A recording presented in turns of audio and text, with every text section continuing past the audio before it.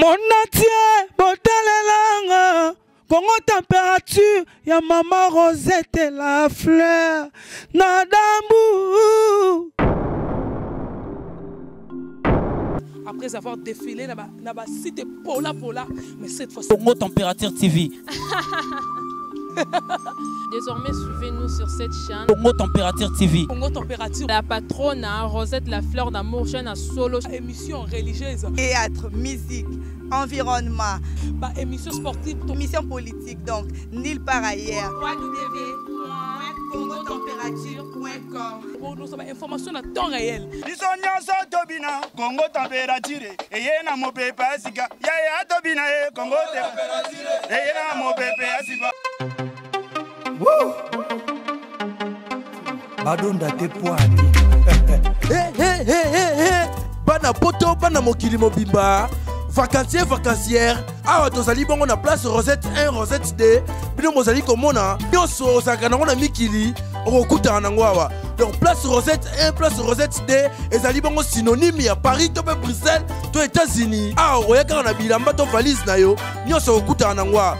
Groupe électrogène industriel local à l'entreprise minene bana poto tuka awa kozala desite contactez biso na numéro oyo pona ba réservation na bino nyoso awa tozali bongo na place Rosette 1 Rosette 2 bino mozali komona ba réalisation ono ezala te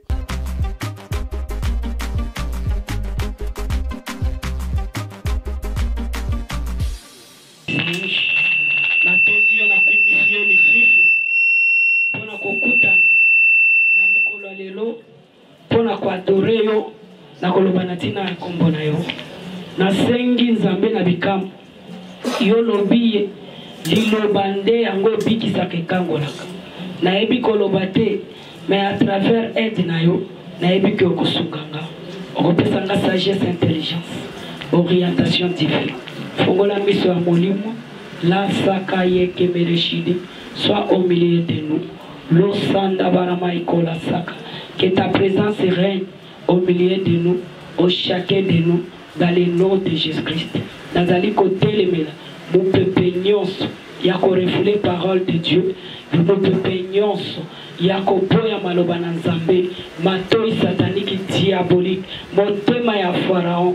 Nazali ko buka ko kwesa, ko memango musika na moto na kombo na Yesu Kristo Messi. Onyo son nzambe ezalaki lokola rizi ya diable na kati nesiko na corps âme esprit ya moko na moko nesiko na zobele la moto na lo ekita etumba na kombo na Yesu Kristo Messi esprit ya distraction ya mfutma ya ba témoin ya carte bela lelo pona sagesse thème na biso ezali la sagesse. Alléluia. Dimanche passé ngana yo nzamba te ya kibisoni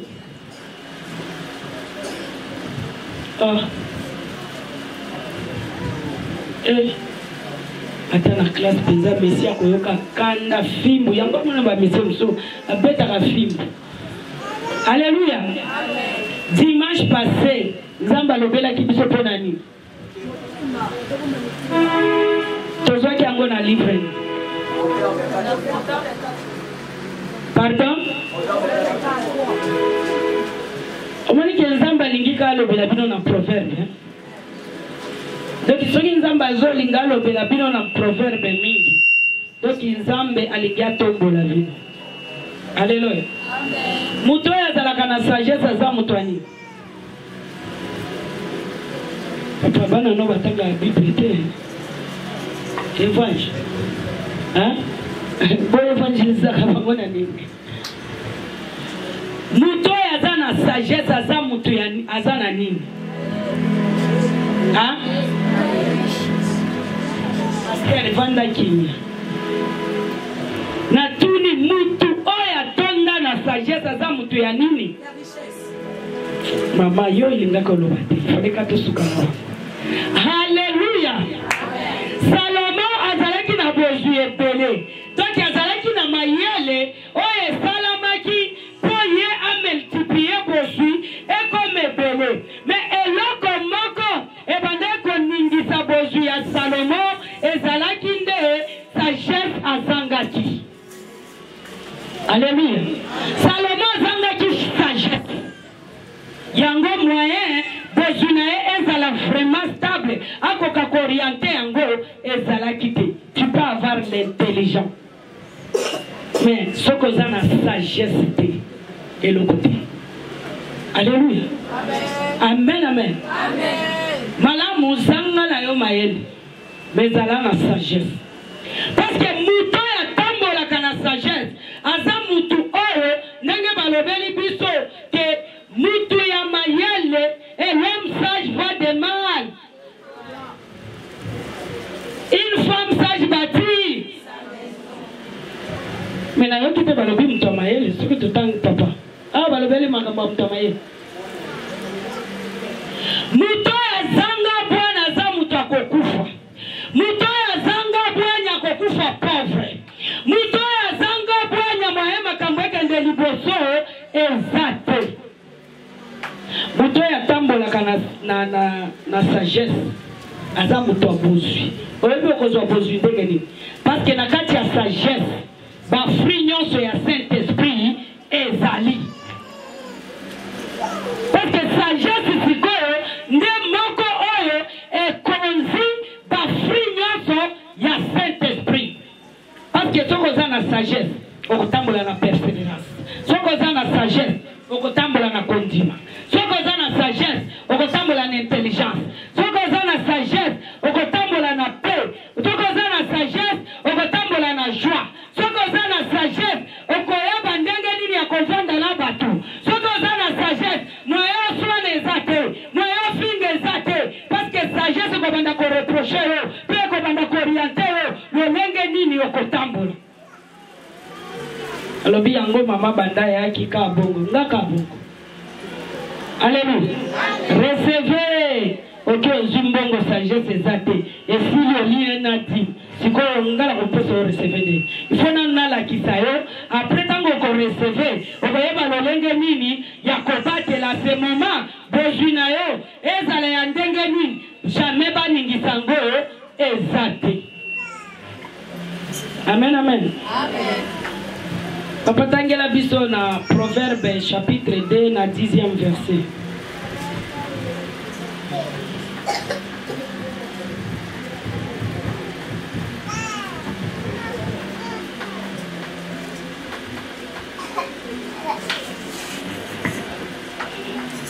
Proverbe chapitre 2, le verset 10. Nous lisons au nom de Jésus. Amen. Car la sagesse viendra dans ton cœur.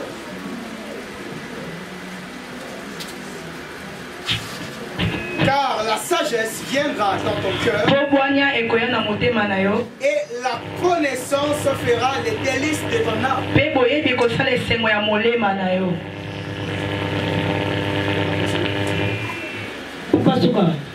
Amen, amen. Continuez le sous-mot. Verset 11. La réflexion verra sur toi. L'intelligence te gardera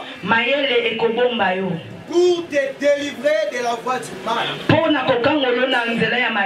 de l'homme qui tient des discours pervers, de ceux qui abandonnent le sentier de la droiture, afin de marcher dans des chemins ténébreux, qui trouvent de la jouissance à faire le mal, qui mettent leur plaisir dans la perversité. Verset 15. Alléluia.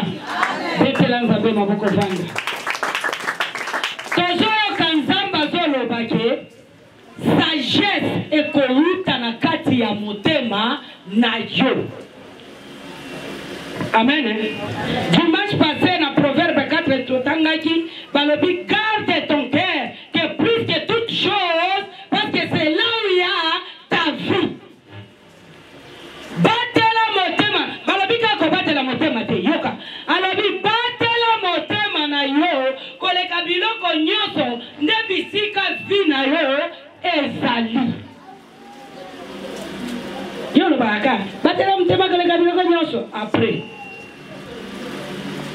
Il faut tango zo batela ngo ozoye ba peke ne bisika fina yo sali nini ezali. Ce n'est pas message à l'élo. Message à l'élo ezali kamba sagesse. Nangana zongi sa yo sima pour comprendre. Na yebisa ki yo na lobi soko moni mutu azo agir eza eloko oyo ezo uta na kati na motema nde tindie asala bongo. Amen amen. Alléluia. Mais on va yebisi biso ke sagesse eza eloko oyo evanda kana kati ya motema. Amen amen. Amen amen. Mutu oyo atonda na bwanya moyen asala mabe ezate parce que bwanya eza eloko moko oyo ezo batela na mayele na yo soki mutu aza na bwanya aza pe na mayele nde kosala nini ekobatela pe yo koleka. Alléluia. Amen amen. Amen amen. Alléluia. Mutu azanga sagesse yango zomona makambo muke osanflamme koleka kutu na tiyo d'échappement osanflamme koleka kutu na pine soki toboki na kati na balabala oza kosanflamme koleka kutu na bombe. Alléluia. Amen amen. Bafri ya muto ya zanga sagesse biloba loba makomi na nzambe yebisi biso na kati na Matthieu maloba na nzambe lobi ezali oyo ezokota na munoko na biso te nde yango ezosala nini ezoboma mais oyo ezali kobima bakomi yango na kati na Matthieu 14 et Matthieu 15 na 10e verset jusqu'à 11. Papa tangela biso. Maman nini wana mateya na ngeza reportage. Parce que soko tiki mabe après recevoir. Alléluia. Amen amen. Nakala mateya musuti. Matthieu chapitre 14 na 10e verset jusqu'à 11.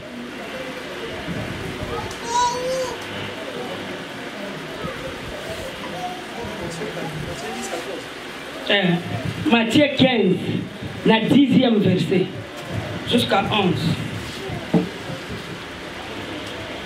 Matthieu chapitre 15, le verset 10 à 11. Ayant appelé à lui la foule, il lui dit, écoutez et comprenez. Ce n'est pas ce qui entre dans la bouche qui suit l'homme, mais ce qui sort de la bouche, c'est ce qui suit l'homme. Alléluia. C'est pourquoi la Bible nous dit tournez ta langue 7 fois. Muto yazana sagesse avant afongola monoko na e aloba ako multiplier langue na e 7 fois. Oya zangi sagesse munoko ya lokola diarrhée ya maladie ya sida ezanga frère ozwa sida na munoko sans le savoir. Alléluia. Ozwa sida na munoko sans le savoir. Maladie ya sida pe muto atretaka yango azate à part Jésus-Christ de Nazareth. Ata bazuba mindele o basala médecin ndengeni. Tellement oza mutu oleka na makambo mingi ya vie elekela yo peza na âge mais soko oza mutu ya bwanya okozala su mayele makasi. Mutu ya tambolaka na bwanya donc aza mutu pe ya mayele. Jamais koki kotambola na bwanya mayele ezate. Jamais koki kotambola na bwanya persévérance ezate. Jamais koki kotambola na bwanya kimia ezate. Muto yaza na bwanya aza muto pa lukaka kimia.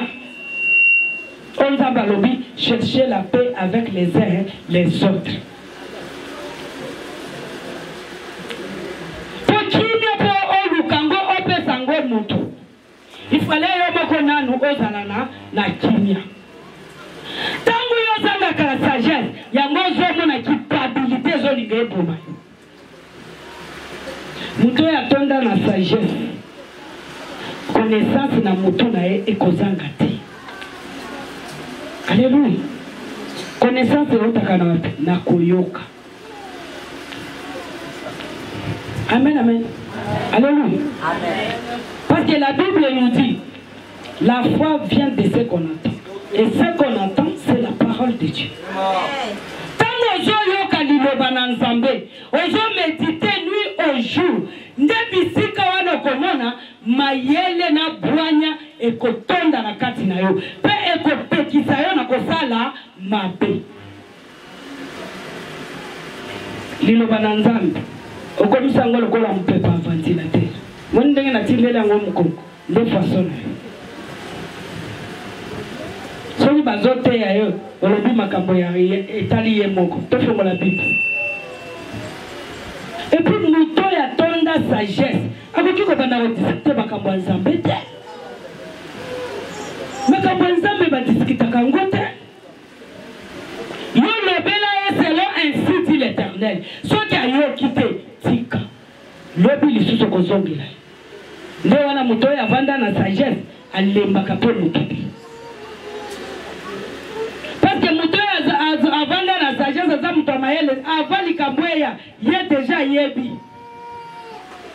C'est pourquoi dans le Bible moto abwanya mona kamabe na musika. Ozomona mabe zo yakuna. OK ko ba David alovaki avec quoi nous franchirons quoi le mirail. Hein? Na modèle wana. Mabe yango. Je dis que tu es kwa kima. Kwa kima wana poza lakini na sagesse. Ozomona mabe zo yakuna David alovaki na komba na Yesu. Yoko frachira mira na kati ya mabe. Ezana mabe oyo otali yango lobi jamais oyo penza ifona kimango na ndege aboyi. Kolekela sagesse ozana ngo. Ezana mabe mususu te bakina ko affronter. Tango zo kende ko affronter yango o mikotiti na libulu o mimemisi lisusu ngambo. Neti ba na yoka ki batonga kinga. Ah, wana penza na koki okende tuna te. Odebona te soko ke ko tuna ememelo na msunga. Maki ya sagesse. Tangu doki muto ya zana sagesse. Matoi na e kaka litoi moko te. Koyoka kotoyo na koto. Et puis tango okoyoka kotoyo na koto. Okoyeba kochango na justice. Muto ya zana sagesse. Azanga ka conseil ya malamu te ya kopesa bato. Muto ya zana sagesse aza mutu oyo même ata etambole na ye okomona ndenge ezali même elateli na ye. Alléluia.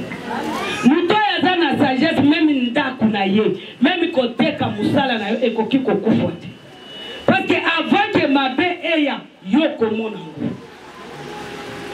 sagesse eze loko moko elakisaka makambo na musika avant likambo ye yo ye moninga ninga na zabo na yeba makambo ebele parce que nasina yo tuna yo hein nasina yo ko tuna yo pona tali nanu soki na tunyo ko timo ko tika na Nzambe soko yo moni mutu azana lu bebe spirituel ayebi Nzambe te soit azana ba problème ebele ba ebitio akenda ka sala kiboy na ndenga sagesse nani lukananu o approcher lobela ye maloba nanu ya malamu oyo kokitisa ye mutema tango kolobela ye maloba ya malamu oyo kokitisa mutema otali nanu attitude na ye nanu lenge ya zaki soko omoni ke mena akomi na pe soko meki koloba omoni alingia sirikatika me yote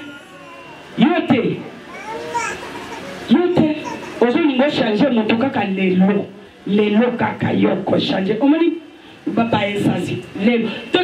C'est pourquoi la Bible nous dit eza mutu nyonso te oyo alobaka Seigneur nda kota bokonzi likolo toza ebele awa na kati ya église tozosambe mais biso nyonso te tokokuta mpona nini mpona biloko oyo nazoyebisa.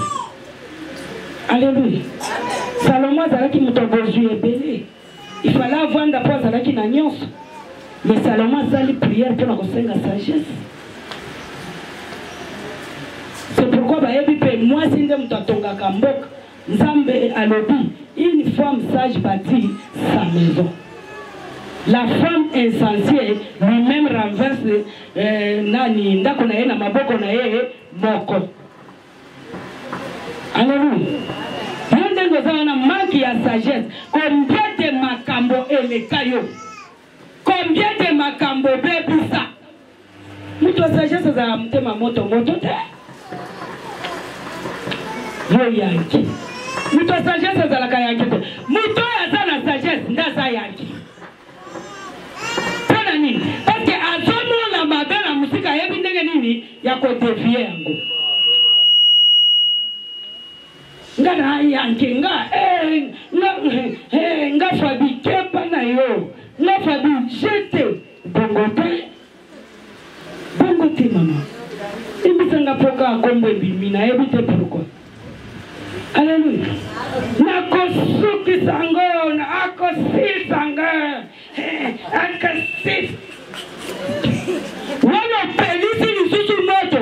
Tawi makambo kwa yali su makasi. Prière pour kokakate. Bajeno kokakate. Baction de grâce kutu kokoso. Offrande muhibi. Zime muhibi. Siko ozolu kama makambo nikoloni susu ya makambo. Alléluia. Kokomba ta église okokakate. Ole mwana mabena musiko devient problème. Kosungata bazala nzambe okokakate. Premier senga nzamba peso sagesse orienté makambo na yo lobi mwana nkembo na nzambe. Alléluia. Amen amen. Muto ya zanga sagesse tout taka na porte ya bato. Nana lupango moko na uti ko uta na bandali na mona mabatu me nasuka nanga moko ana pezanda brise ngai na kota ki na brisement mais bien te ai ngamaru tauna zaki femme insantie. Alléluia. Batindi kingala kwa penatiki wana jamais na ulaki soke pe na ana makati na beta na sala pe jido na beta bani na sala jido na so shaba kwa solo zela tam ko mo ko ndeko nga ngala zaki kala makambo makati ya mibali wana kwa matana banzete tikuna. Alléluia. Mais likolo ya Yesu atondi sanga na sagesse na intelligence na koma kase. Muto azalaka na sagesse azalaka akoma kase na nzoto mena molimo makasi. Alléluia. Amen amen. Bifika wana tika na zoyuso. Soko zana nzambe te okukati. Cuisine talani nga kutu na yebi ate loko zana. Chaque jour soko pratika ridomo. Obitibo on dira bungi sake loko kuna. Muto tele bi lokola kaskepe. Alléluia. Yo soko la biki na tongo. Premièrement, otala tamino te soko lala kindenge nini na bipoti. Tala muto azanga sagesse. Ayo ka cri et pas ya voisette. Ayo kataba sanyele nati. Ayo kataba tuba okriya na balabala ti. Likambo nini kingo komi lokola girafe. Kimi na nkolo nzoyo. Tika lelo sagesse na ote ya yo ekote na yo. Ozala muto omona kama bena musika. Oyebe ko devie yango parce que etonga bombo ina yo. Etonga ndaku na yo, etonga bana na yo, libala na yo, nyoso na yo memi kelasi. Alléluia. Muto ya tonda na sagesse, ba free nyoso ya Saint-Esprit. Et qu'on vende na katina. Parce que sagesse eza eloko evanda kana motema. Et puis ba free à Saint-Esprit peut evanda kaka na motema. C'est pourquoi la Bible nous dit le chair est faible mais l'esprit est disposé. Pourquoi esprit est disposé? Parce que ba free non ya Saint-Esprit evandi na kati wana. Moyen mupepe ya mabe eningisa yo et ezate. Amen, amen. Alléluia. Sagesse, boigna. Et ça, il est très important dans la vie de Moto. Moto, attends, la sagesse. Et ça passe. Moninga eko lelele likambo. Ame maena ndenge mususu. Akolinga memeka na kati ya justice na Nzambe. Moto ya tambola na sagesse. Aza moto ya tambola selon commandement de Dieu. Alléluia. Amen, amen. Na olinga batangela biso na verset moko. Na Proverbe chapitre 1 verset 7 à 9.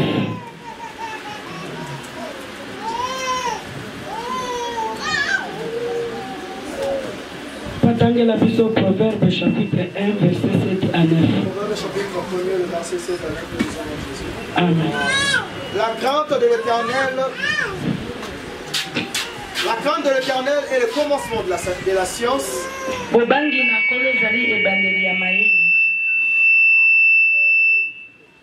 Les insensés méprisent la sagesse.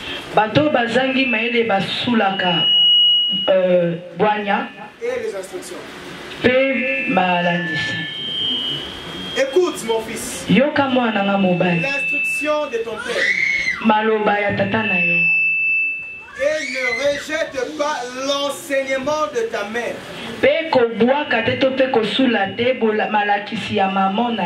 Car c'est une couronne de grâce pour ta tête. Et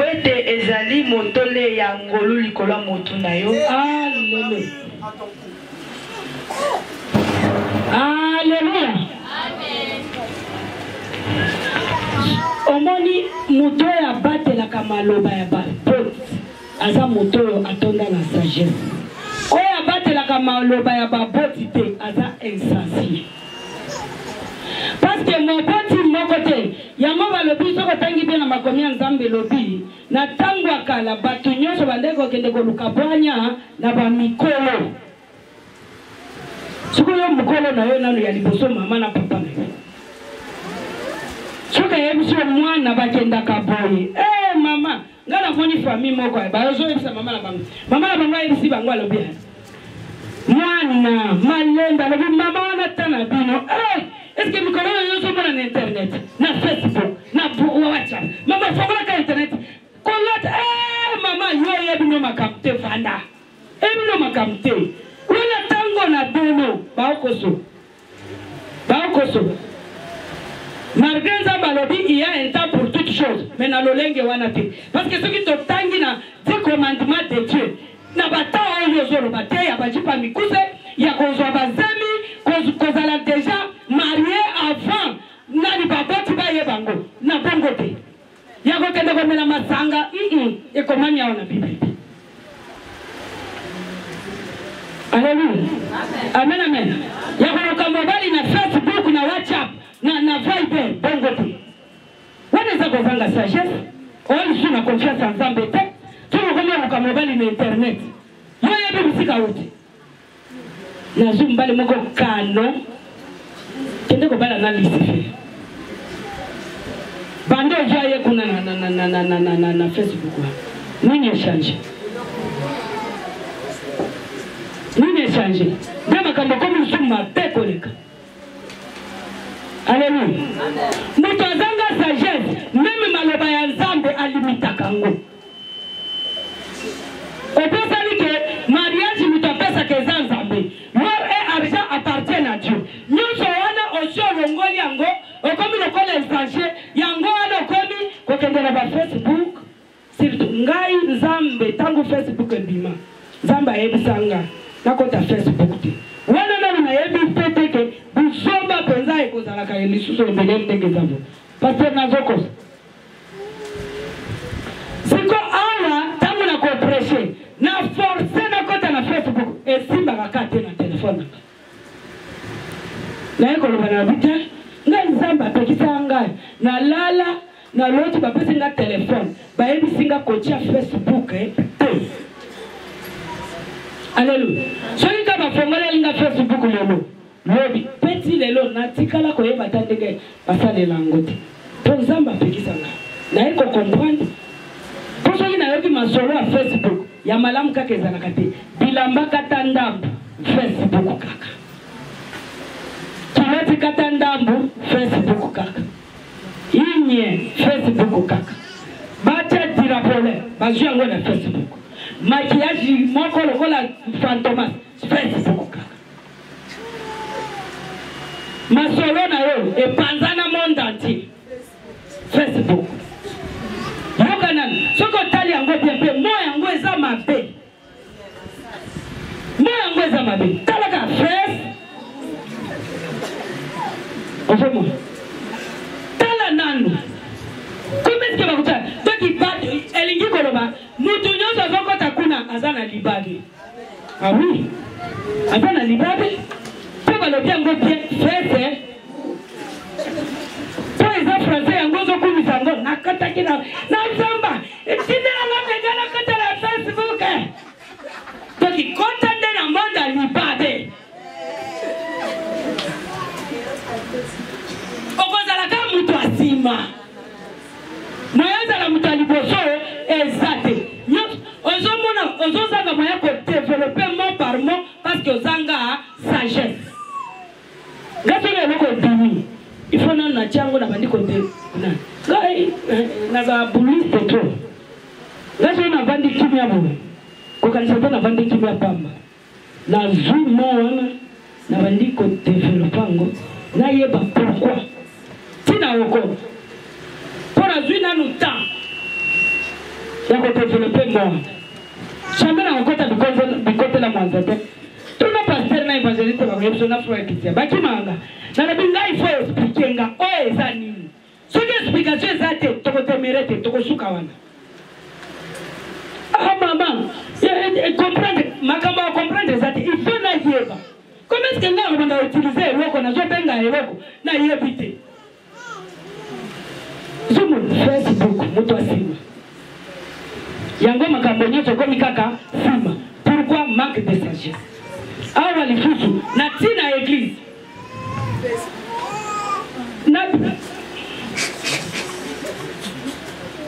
tina église kota na libabe kota na sima okozala pe mutu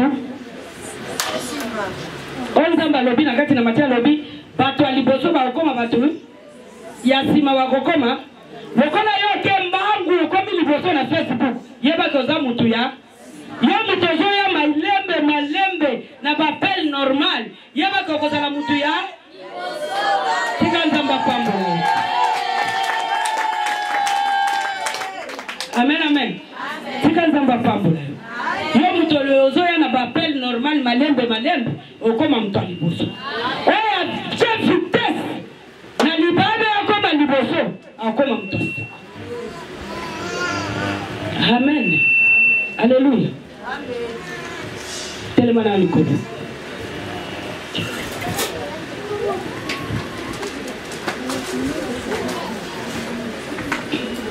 Simba mutema.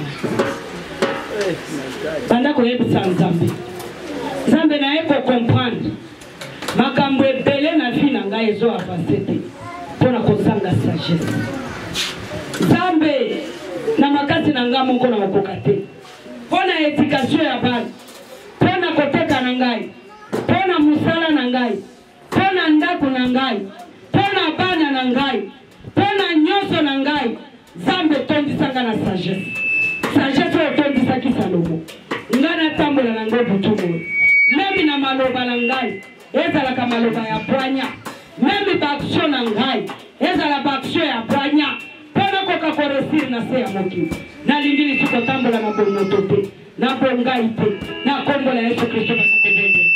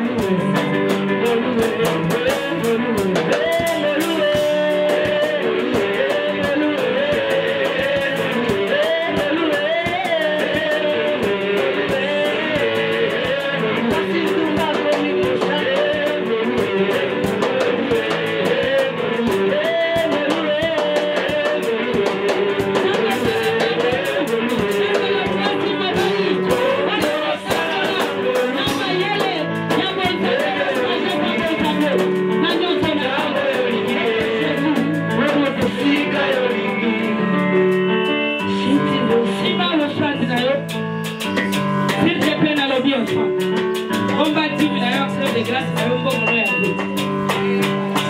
Simba Franck.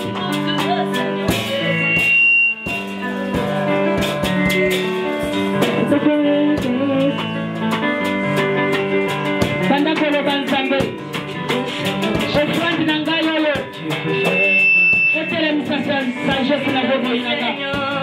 Nazala Moutani Bosome Afrika. Jésus. Salangango Luna Zala Moutume. Moukilate. Yale Zalete na Kopuni. Na Kopuni. Na Kopuni. Tukasande. Nazambe Pana yo. Na Kopuni Nangai. Nazala Pasi Mabali.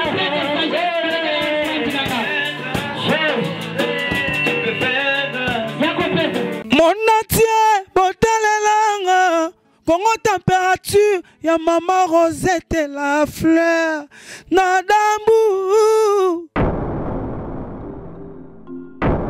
Après avoir défilé dans site Pola, mais cette fois-ci Congo Température TV. Désormais, suivez-nous sur cette chaîne. Congo Température TV. Congo Température. La patronne Rosette la fleur d'amour, chaîne à solo, émission religieuse. Théâtre, musique, environnement. Émission sportive. Émission politique, donc, nulle part ailleurs. www.congotempérature.com. Pour nous avoir information à temps réel. Congo Température. Et y a mon pépé, Congo Température.